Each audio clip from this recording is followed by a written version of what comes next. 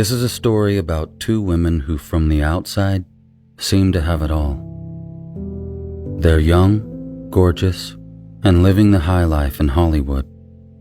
The two party at the most exclusive nightclubs, while rubbing elbows with celebrities and gracing runways.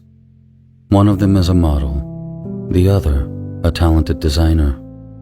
Both are absolutely beautiful. But everything came to a tragic end on November 13th, 2021. And if rumored whispers are to be believed, there may be a string of beautiful young women who met a similar fate. 24-year-old Christy Giles was a model working her way up the Hollywood ranks. But that wasn't always the case. The Sun.co.uk reported that Christy's mom described her daughter as a free-spirited young lady and Southern girl who grew up in Alabama. She enjoyed riding horses, fishing, and even shooting guns with her dad. In school, Christy was a successful soccer player, scouted by colleges, and was reportedly so good that she even played on the boys' team. Christy was also an all-county track star who loved to run up to 6 miles a day just for the fun of it. Her mom says that when she was signed to a modeling contract, she had to decide between that or professional sports. Christy chose modeling, but she continued her other passions. Her stunning, exotic looks with wide-set eyes, a sculpted face, and dark wavy hair made Christy stand out in her small southern town. The very same captivating looks led to her modeling career beginning when she was just 14. Christy Giles was also a runner-up for Alabama Teen USA. She was one of the few models who made it, soon getting gigs in LA, where she eventually moved. She was a little different and stood out in Southern California. She had a bohemian heart, and her mom reportedly told the Sun.co.uk that Christy could have easily been a flower child at Woodstock. She donned flower crowns, loved to wear flowing dresses, and even chose to get married in a ceremony at Burning Man. Christy's equally free-spirited husband, Jan Cilliers, is an accomplished photographer whose social media accounts are covered with artsy photos of his beautiful wife. He was in San Francisco on the 12th when Christy and her designer pal, 26-year-old Hilda Marcela Cabrales Arzola, decided to hit the town. They started out at the uber-trendy Soho House in WeHo or West Hollywood, a spot reserved for the who's who of Los Angeles. There they spent time dancing before hanging out with friends at a warehouse party in East LA. There's a video of Christy and Hilda at the warehouse party. They look happy and in good form. At this point, there's no sign that anything is wrong. But in just a few short hours, that would tragically change. According to the Sun.co.uk, a man at the warehouse party invited Hilda, who was single and had just moved from Mexico, to an after-party. The message boards say that this mystery man is David Pierce, and the word on the street is, he's nothing but bad news. It's very important to note that everything we discuss about David Pierce is hearsay and speculation. You are innocent until proven guilty. But that doesn't stop things from looking fishy. More on him later. At around 5 a.m. in the morning, everything seemed pretty typical for the party scene in LA, but it's the events of the next 12 hours that we need to unfold, because at 5 p.m. on Saturday, someone dumped an unresponsive Christy Giles on the sidewalk in front of a hospital in Culver City, Los Angeles. She was sadly pronounced dead on the scene. A spokesperson for the Los Angeles County Medical Examiner Coroner says, Christy's cause and manner of death is pending results of additional information and testing, and police aren't saying much about how she died or the details surrounding her death either. But luckily, her distraught husband Jan has been doing some investigating of his own, and he told ABC7 Los Angeles that he thinks he knows exactly what happened and that there's a video to prove it. He says CCTV footage shows 3 men dressed in all black, driving a black Toyota Prius, pull up to the hospital and drop Christie's body off. Their faces were shielded by bandanas, and their plates had been removed from the vehicle. Then, 2 hours later, similar-looking men dropped off Christie's friend Hilda in front of a hospital in West LA. She too was reported to be dead, but miraculously, the doctors were able to resuscitate her heart, and Hilda is currently in critical condition fighting for her life. Unfortunately, due to the lack of oxygen to her brain over an extended period of time, Hilda reportedly has very little chance of recovering. Published reports say the designer had large amounts of heroin in her system, but people who knew Hilda say that this is not something she would have knowingly consumed. Christie's husband reportedly told ABC7 that while he believes his wife died of an accidental overdose, he suspects it was foul play. Jan and everyone that knows Christie believes that the drug is not something she would have ever taken herself. He also believes this was a sexually motivated crime. There are some questions tonight about the death of a young model. She went out for a night with friends. Somehow it ended with her body being left at a local hospital. Eyewitness News reporter Josh Haskell talked to her husband. Josh is live in Culver City with the story. Josh.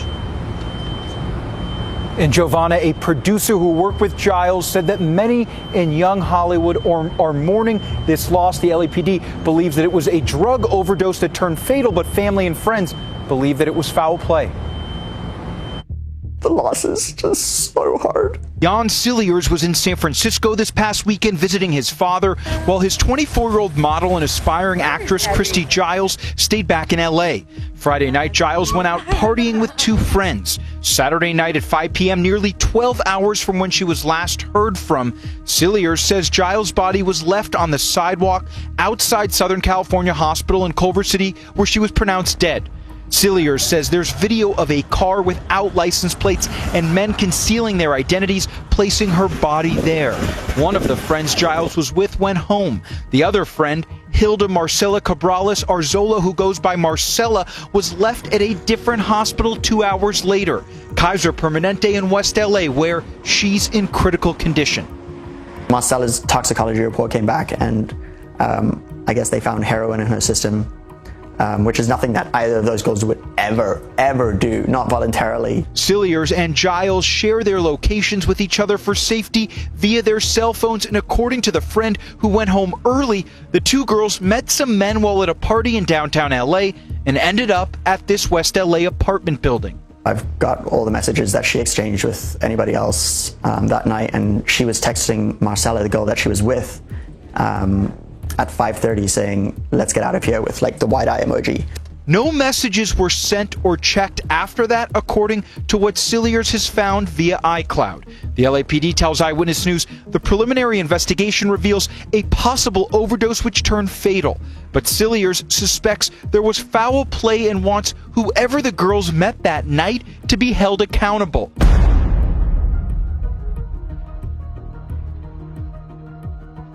So what could have gone so wrong that night? Let's look at what we know so far. This is a parent's worst nightmare, and Christie's mom, Dusty, is understandably still in shock. She talked to the son about what she's heard. She believes her daughter and Hilda left the warehouse party at about 4:45 a.m., but she believes they never made it to the official after party. As I mentioned, Christie's husband has been desperately digging through clues for answers. He cloud traced her phone records to an apartment complex at 8641 West Olympic Boulevard in Los Angeles. It shows that this was the last place she was before she was callously abandoned at the hospital. In his broadcast interview, Jan says the last text Christie sent to anyone was at 5:38 a.m. The message was to Hilda. It read, "Let's get out of here," followed by a wide eyes emoji. Hilda replied yes and stated that she'd called an Uber. It seems like the women weren't comfortable and didn't want to communicate that in front of whoever they were with.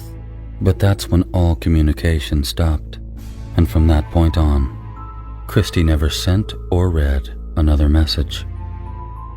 The Uber Hilda ordered arrived. It waited. and waited, but Hilda never showed up, so the driver left, unaware of the danger his passenger might have been in. Published toxicology reports on Hilda show that, along with heroin, she had trace amounts of cocaine and amphetamine in her system. Messages exchanged between Christy and Hilda also suggest that they were taking coke at the warehouse party. According to the Daily Mail, we know that at around 4:30 a.m., Hilda sent Christy a text asking if she wanted to do a line of coke. Christy responded with, "Yes, where are you?" Hilda replied, "I'm backstage." Christy's family expects the same results from their daughter's toxicology report later. It's true. There's no sugarcoating the facts. While we don't know much about Hilda, Christy Giles was admittedly a free spirit. She loved parties, festivals, and the culture surrounding them. And certain types of recreational drugs are usually associated with that environment. Christy's mom, Dusty, says her daughter was very open about the fact that she had used recreationals before, but Christy insisted that she would never take heroin. Dusty told thesun.co.uk that Christy had a cousin who struggled with an addiction to this drug, and he has been in and out of rehab. This is a cousin Christy was close with, and she was upset with him for using such dangerous substances. Christy had an ex-boyfriend who once got hooked on drugs while they were together too. He got out of rehab, and then the next day he overdosed and died. Christy was adamant that she would never ever take heroin. Her mom says Christy once told her about friends who OD'd by taking harder drugs. She said, "It's crazy, Mom. They lace this stuff with fentanyl and people do it once as a party thing and they're dead." Her mom had no idea that that conversation would be so foreboding. But we must face facts. What if there was an accidental overdose of harder recreationals that Christy and Hilda both chose to consume at that apartment? Is it possible? Sure, I guess. But in my opinion, it's highly unlikely. As a matter of fact, it makes no sense to me at all given the current information on this case. If someone accidentally OD'd that night, why didn't anyone call 911? Why did they instead hide their faces and remove the license plate from the car before coldly dropping the women off outside the hospital? And why 2 different hospitals? Why were the women dropped off 2 hours apart from each other? I suppose that one might assume that since it was 5 p.m. in downtown LA, perhaps traffic was bad and the 2 separate hospitals were far apart. Well, I checked, and they aren't. According to Google Maps, they're between 9 and 11 minutes away from each other. I can't find any reason why it would take 2 hours to travel between the 2 locations. So the question of why the 2 girls were dropped off at separate hospitals, hours apart from each other, is as of yet still unanswered. But what we do know is that Christy was dropped off first and that she was dead, and she couldn't be revived. Hilda was dropped off second, and she was dead as well, but she was barely revived.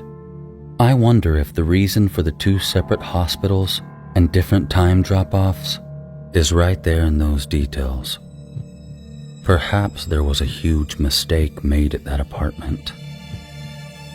While I still don't believe that these girls OD'd by accident of recreational choice, and at this point I fully suspect malicious foul play of the worst kind, I do think it's possible that killing the 2 women was not the intention of whoever did this.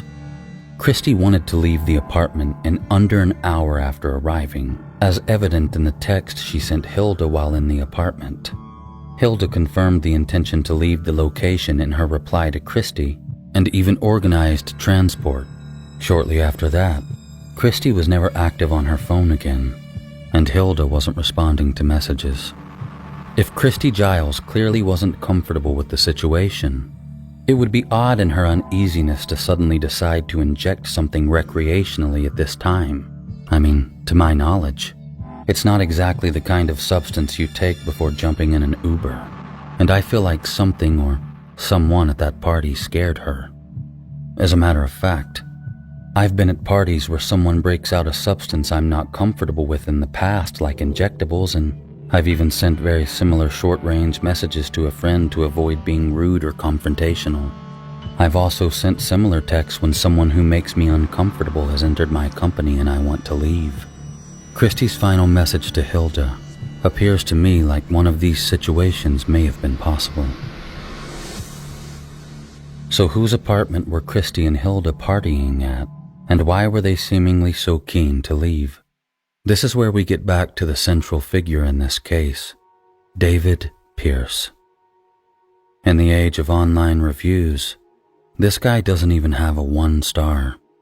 I mean, the stuff out there about him is pretty bad, or even really bad, and maybe that's an understatement too. To give you an idea, here's a quick sample of some of the stuff I dug up on David Pierce. Again, it's all hearsay, but given the circumstances of the case and where the girls were, I think it's well worth noting. Some posts read, "He is a worthless loser who rapes girls because he cannot get laid. One is pressing charges right now. He will be behind bars soon." Dave Pierce aka Dave Bryant is one of the shadiest, dirtiest dudes there is. Apparently this was his apartment, 8641 Olympic Boulevard.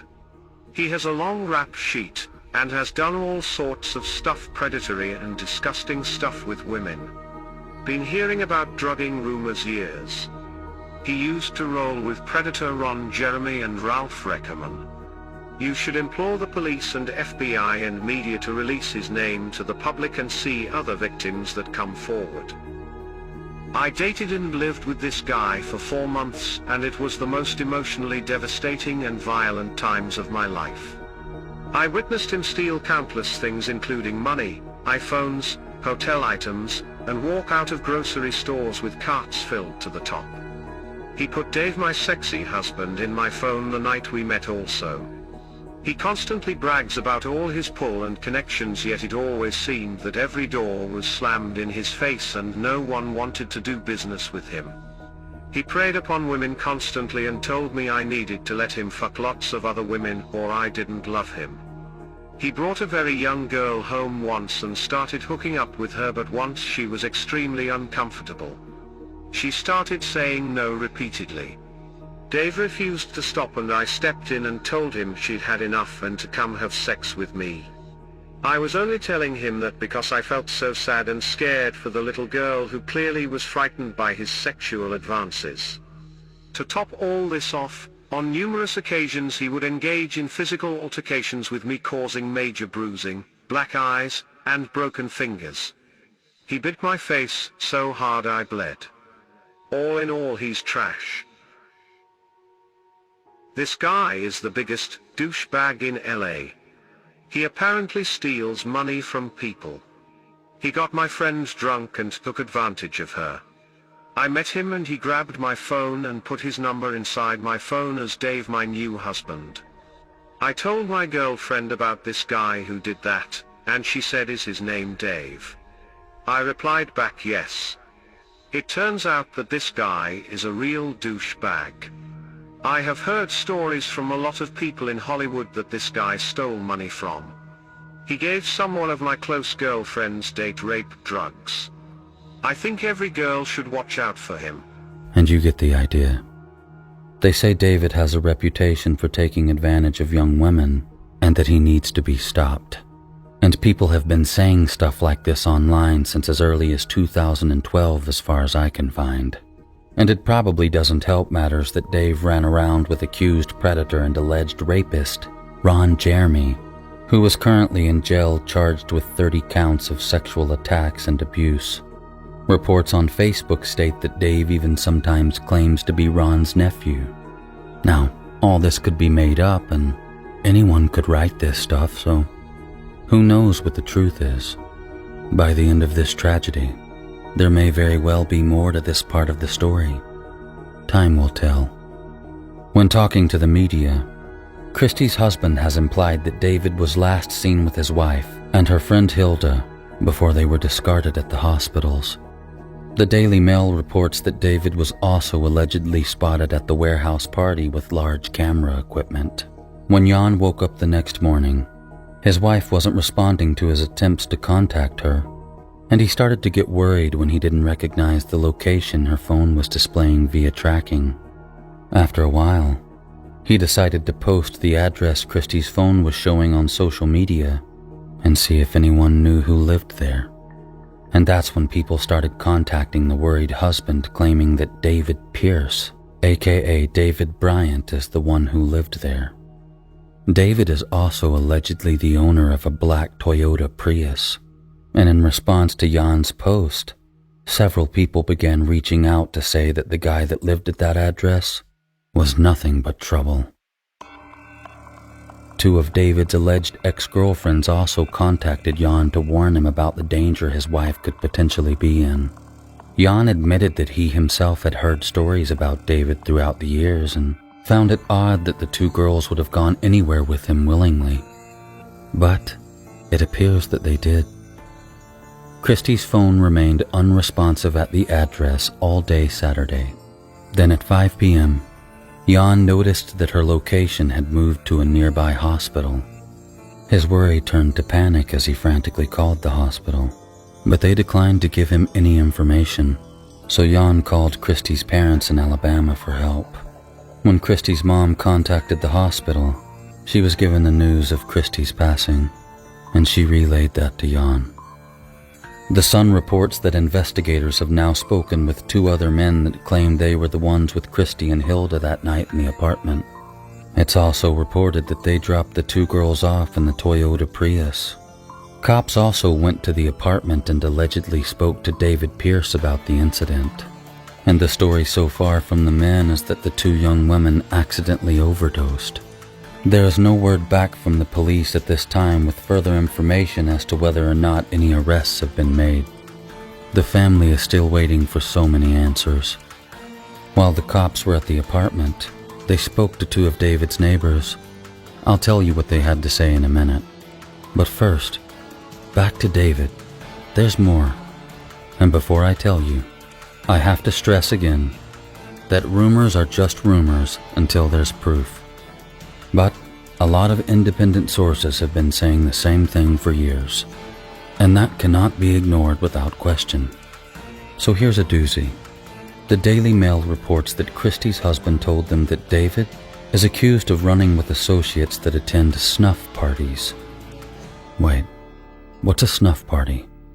Well, according to a TMZ interview with former Scorpions bass player Ralph Rickerman, snuff parties are parties where people pay upwards of $100,000 to witness someone get murdered. Ralph states in the interview that he was at a party one time where he saw something really bad. When prodded further, he seemingly stated that it was a party where they actually pay to see people get killed. The bass player furthered his declaration by saying he wasn't kidding. But later, Ralph released a video on YouTube claiming that this was TMZ editing a 25-minute-long interview to make it look like he was saying he had attended a snuff party by fusing different parts of his interview together, and obviously, that's quite likely a possibility. And by the way, guys, if I ever really had been to a snuff party, okay, watch the video again from TMZ, I would have never said, I think they kill people in there, which is what I say. I would have said, I witnessed, I saw people get killed, which is absolutely not what I'm saying. No, actually, I think they actually kill people there and stuff. I'm saying, I think, because this came through a third person that explained to me about snuff parties that I didn't even know existed. So guys, do yourself a favor. Don't get fooled by smart editing. Okay, don't get fooled by people by TMZ that make billions in like taking celebrities, turning something that they say through editing, making them look bad. That's what they do. They show train wrecks. That's how they become rich. I would love for the real footage, which is at least 25 minutes long, to be released to the public so they can see. You can judge for yourself by watching the two clips. But anyway, I'm getting off track. Without further context, David Pierce, who we believe lives in the apartment that Christy and Hilda were last known to be alive in, has been accused of associating with people who attend snuff parties. It's reported that one of David's ex-girlfriends wrote, "He's a dangerous person, and I've been contacted by numerous women who've also experienced abuse from him." One of Jan and Christy's best friends, Sandy Robinson, has also reportedly been receiving messages from other women claiming that they've had similar bad nights with the men in question. And there lies one of the biggest potential concerns of this case moving forward. If what's said turns out to be true, how many other victims are there? And how many years has this been going on? And that's what we'd all like to know. Especially Christy's family and friends who set up a GoFundMe to help raise money for the investigation and the funeral. I'll include a link to the account in the description below. But on the GoFundMe page, there's a statement that gives me goosebumps. In the description of the fundraiser, the author says, "This story is by no means unique. Since Saturday, we've all received a number of messages from other females who claim to have eerily similar stories, except the only difference between them and Christy and Hilda is that they survived." Judging by that, and what we think we know, there very well may be a deeper story or even a rabbit hole. Several old posts on sites I'd never heard of online seem to indicate the many other allegations against David Pierce as well. Again, we don't know who these people are or what the truth is, but I feel like it's important to look at all the information at hand, so I'm including the posts I found at the end of this video. Seeming to add weight to the claims, I mentioned that the police talked to two neighbors while at David's apartment.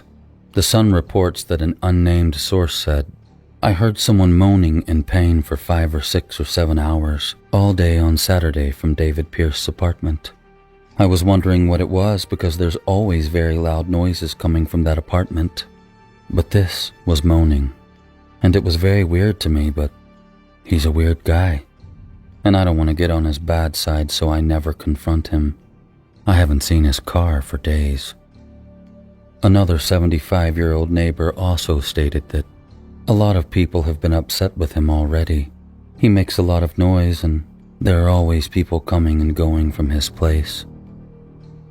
What happened to Christy and Hilda? Comment down below and let me know your theories. Were the ladies drugged and attacked?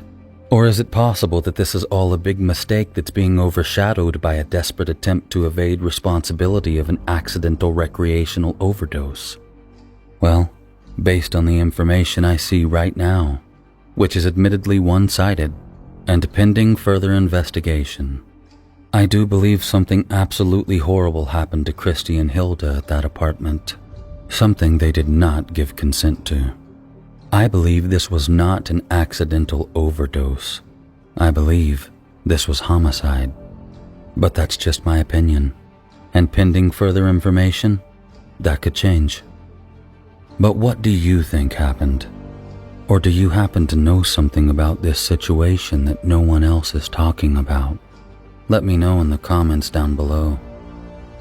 Christy's mother, Dusty Giles, believes her daughter was drugged and involved in a sexually motivated attack before she died.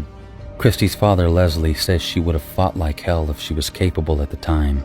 He's a soldier who served time in Iraq. He states, "My daughter would have fought like hell, and from my understanding from speaking to the emergency room doctor and nurse, they didn't see any visible bruises, scratches, or any indication of an altercation." That's odd if they were forced to do something against their will. But then again, this could indicate them being drugged if another type of assault is detected in a further medical report. I'd also like to know if the girls showed any evidence of prolonged injection use. I mean, if the girls have no track marks on their body linking to heroin abuse in their past, why would they do heroin for the first time when they're so keen to leave a location and they've called an Uber? Well, there are other ways you can take heroin. Perhaps they were given the substance unknowingly, like maybe they thought they were smoking a joint. And if it's something everyone was taking at the party, how come only the 2 girls OD'd? And I know what a lot of you might be thinking. You might be thinking, well, the girls had other stuff in their system. What's to stop them from doing heroin? There's a small point there, but I'll put myself out on the line. When I was about 15 years younger, I too experimented with typical party scene drugs. I never had a problem, and luckily, I never became addicted. But myself, nor anyone else I knew who liked to experiment, would ever in their life have taken heroin. We just didn't see it as a party drug. It was something hard, something dangerous. As far as we were concerned, it was deadly. If we were at a party and someone broke out some needles or heroin, we were out of there. And that went for pretty much everyone I partied with. But again, that's just my story. But it proves that you can experiment and stay away from the real hard stuff. Christy's husband is aware of a video showing 3 masked men pushing his wife's body out of a Toyota Prius outside the hospital with no license plate before speeding off. As of yet, the video has not been released to the public. Neither has Christy's medical and toxicology report. The family are also awaiting the results of a rape kit. Before we make definitive assumptions, there are a lot of questions that need to be answered. But 2 families are hurting, so we gotta start asking. There's a chance that this video and your comments just might help uncover some clues, so I'm putting the question down to you. What happened on November 13th of 2021? Accidental overdose? Or is there a serial predator on the loose who just murdered 2 girls? On your screen right now is the latest post from Dusty Giles' Facebook page on this matter. The ending of this video will contain screenshots of the posts that indicate the allegations towards David Pierce. These are, at this point, unconfirmed posts found on gossip sites dating back years and shouldn't be ultimately considered at this time as an indication of David's guilt. This is just the information at hand right now. And again, I think it's worth being aware of. David Pierce hasn't released his side of the story. If he had, I would include it too. But for now, we'll have to wait.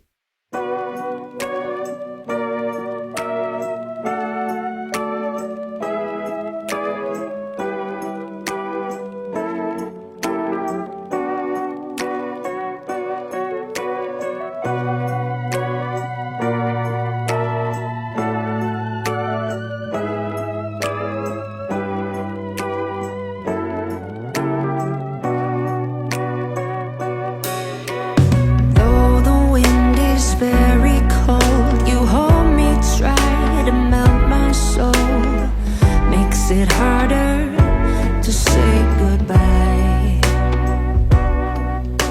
Your whirling hair and tender eyes makes me feel as cold as ice. Anyway, I say goodbye. In my dreams, we were meant to be, but everything feels wrong.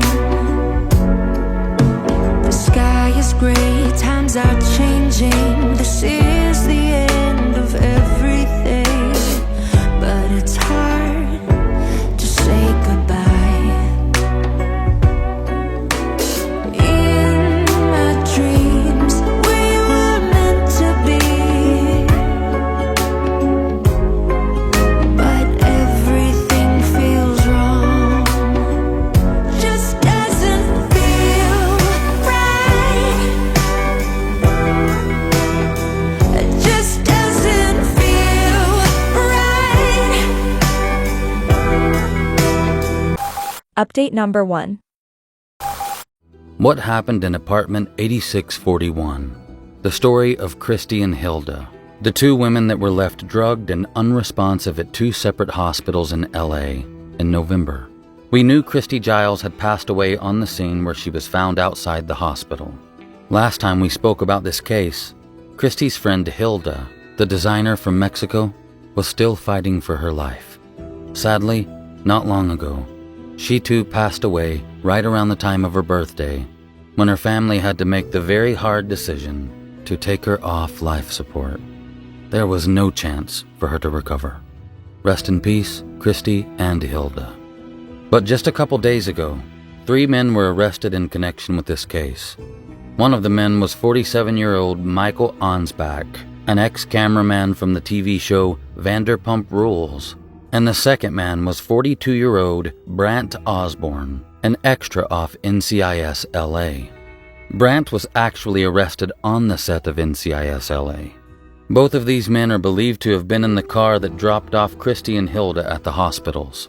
They've been charged with accessory to manslaughter with bail set at $100,000 each. Both Michael Ansbach and Brant Osborne have been released on bail.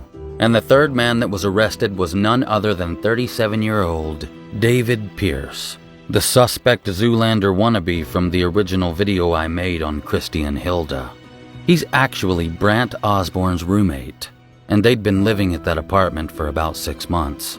Not only has David Pierce been arrested, but his bail is set at $1 million.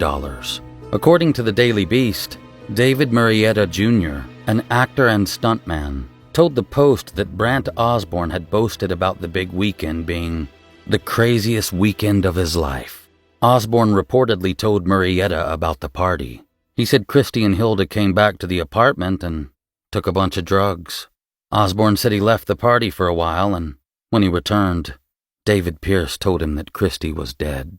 After checking her pulse, they decided not to call 911 and instead try to figure out what to do with her body. I've read the speculation. And wouldn't it be better to just tell people what really happened? I mean, I think then you would have a chance to set the record straight, maybe. A lot of what's being written. A lot of what's been written is, do you think? Slander. Slander. Could you tell me about some of the things that are wrong? No comment.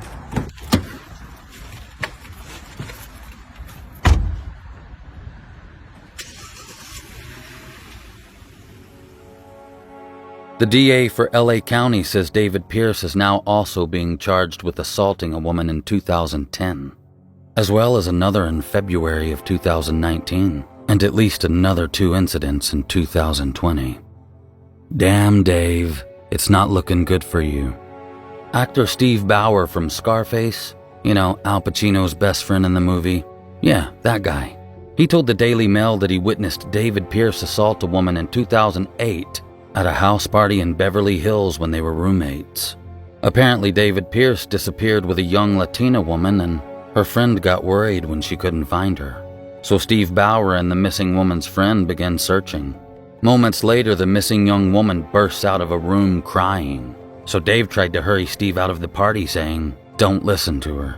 This is a stupid party. Let's get out of here." He did this while desperately trying to get Bauer to get into his car.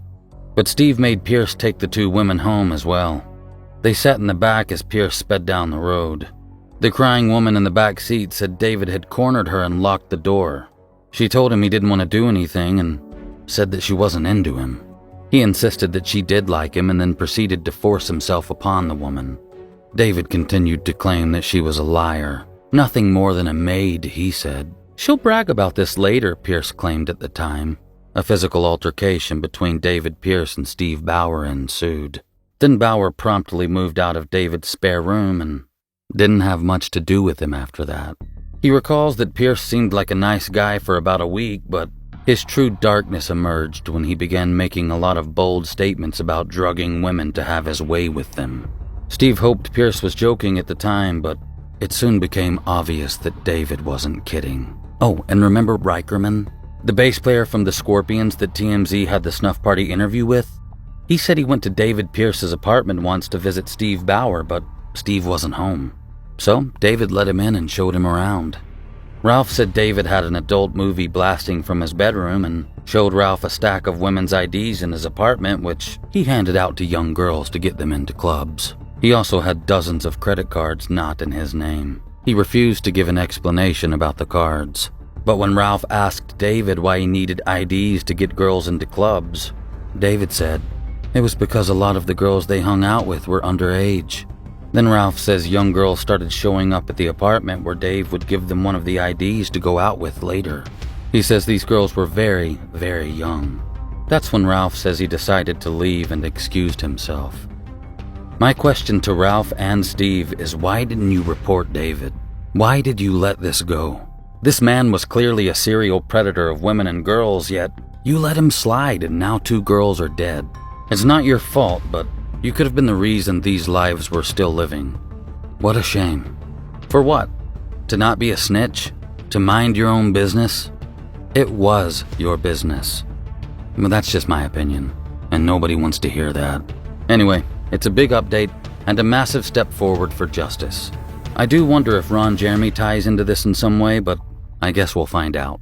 I hope David Pierce and the other 2 guys get exactly what they deserve. As for the families of both Christy and Hilda, Christmas and life will never be the same. I hope they find some strength in each other during this horrible time. Update number 2. Christy and Hilda's deaths have now been ruled homicides after date rape drugs were found in their systems. David Pierce has since been charged. He also is now facing multiple charges of rape dating back to at least 2010, including forcible rape and 1 count of rape of an unconscious or asleep person. He's even facing another charge of sexual penetration with a foreign object. His bail is set to $3.4 million. Apparently more charges are coming forward. Rest in peace, Christy and Hilda, as the fight for justice continues.